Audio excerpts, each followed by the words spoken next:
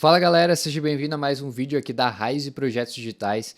E hoje eu vou te contar como que você vai fazer para definir o seu ICP, né? Então o seu perfil de cliente ideal. Roda a vinheta.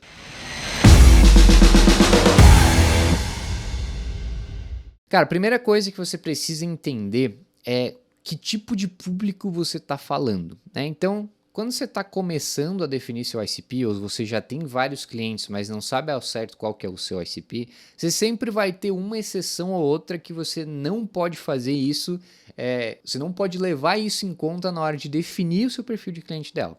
Então, quando você está montando isso, você vai pegar sua base de clientes eventualmente, você vai ver que você tem um padrão. Então, 60% dos clientes são esses, os que funcionam melhor. Mas você vai ter 40% de clientes que também podem comprar a sua solução.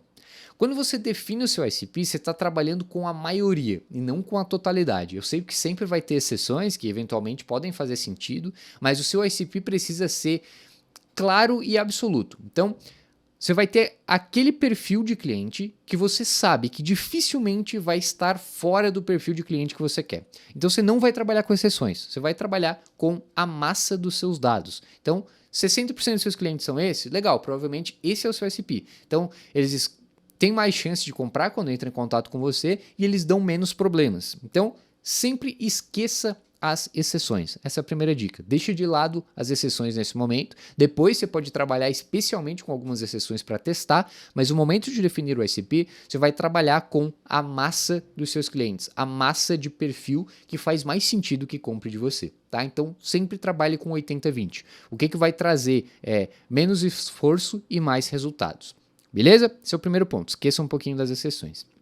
Depois, você vai começar a entender o que aquela pessoa específica, né? Você vai definir um perfil de cliente hipotético, uma persona hipotética. Tem gente que gosta de colocar até um nome nessa pessoa, nessa persona, né? Então, por exemplo, eu vou trabalhar, o meu perfil de cliente ideal é o Carlos. Ele tem de 35 a 45 anos, ele é diretor de marketing e empresas com mais de 200 funcionários. E o que tira o sono dele é não saber se vai conseguir bater a meta no final do mês, né? Então, ele não sabe o que está acontecendo nas campanhas, ou ele sabe o que está acontecendo, mas não sabe como otimizar. Essas são as dores que ele tem. E aí, é a partir do desenho dessa persona que você vai entender quem que é o seu perfil de cliente ideal. Então, você precisa entender qual que é a rotina desse cara. Então, o que o Carlos faz no tempo livre? Bom, o cara no tempo livre, ele gosta de sair com a família. Quando ele está trabalhando, cara, ele tem costumes específicos. Então, ele vai para determinado restaurante, ele tem interesse em finanças e negócios, ele está acostumado, ele no tempo livre, ele também gosta de jogar golfe, por exemplo,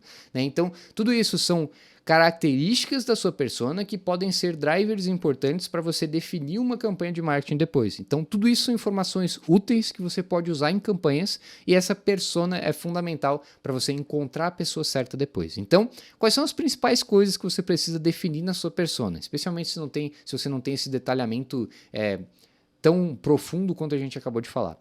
Você precisa entender qual que é a dor do público, né? O que tira o sono dessa pessoa, o que ela encontra de desafio na sua rotina.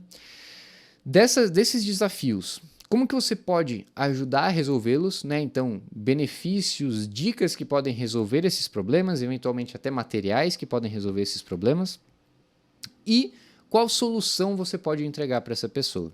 Então, se você tiver essas três etapas, dores, resolução das dores e solução, né? E aí incluímos também a etapa de implicação dessas dores, né? Então, o que vai acontecer se aquele perfil de cliente, se o Carlos não acabar com aquela dor, né? Não resolver aquele problema. Então, provavelmente, ele vai ter um problema muito maior depois de um tempo. Você precisa ter essa questão de implicação da dor também, e aí depois você vai para a etapa de como resolver e a solução que você vai entregar para ele. Se você tiver essas três etapas, você vai conseguir aí um bom pressuposto para definir o seu ICP, tá? Então, você vai entender faixa etária, gênero, qual que é o cargo, qual que é o tamanho de empresa, qual que é o setor da empresa, quais são as dores, quais são os problemas, quais são as implicações dessas dores e qual solução você pode entregar para resolver esse problema. Se você tiver essas características, essas informações, você vai estar muito bem encaminhado para definir o seu ICP. Beleza? Você precisa entender, a partir disso também, que tem pessoas ao redor do seu ICP que exercem influência para a tomada de decisão dele. Então, pensa que o seu ICP, o cara que assina o contrato, ele é um diretor de marketing. Mas abaixo do diretor de marketing, você tem várias outras pessoas que podem influenciar a tomada de decisão dele e que podem te ajudar a chegar nesse cara. Então, ao invés de você tentar chegar exclusivamente no diretor de marketing, você pode trabalhar com anúncios que vão atingir os analistas, que vão resolver dores dos analistas, que vão ajudar a rotina dos analistas, e a partir disso você vai começando a escalar. Você vai atingindo outros influenciadores, vai trabalhando com coordenadores, com gerentes de marketing, para depois você chegar no seu diretor. Então, defina aí, dentro do seu ICP, quem que é o influenciador? Bom, nesse caso, o meu influenciador é o analista e o coordenador de marketing. E o decisor é o gerente e o diretor. Então, quando você vai trabalhar aí uma escala na sua campanha, você começa com o influenciador também. Você exerce influência para você chegar no diretor com mais força depois, ao invés de você chegar exclusivamente no seu diretor. E aí, isso vai variar também conforme o orçamento que você tem disponível e se a sua estratégia é de curto, médio ou longo prazo, né? Mas é sempre legal você ter mapeado quem que é o influenciador, quem que pode exercer influência para a tomada de decisão do seu decisor, do seu ICP que assina o contrato efetivamente, tá? Então, recapitulando, o que a gente precisa aqui? A gente precisa entender quem que é a pessoa, né? Qual que é o seu perfil de cliente ideal, aquela pessoa que vai assinar o contrato. Dentro disso, você vai listar o maior número de características possíveis, assim como a gente conversou, e você vai ter na ponta da língua sempre qual que é a dor, qual que é a resolução e qual que é a implicação dessa dor e também qual a solução que você pode entregar para resolver esse problema.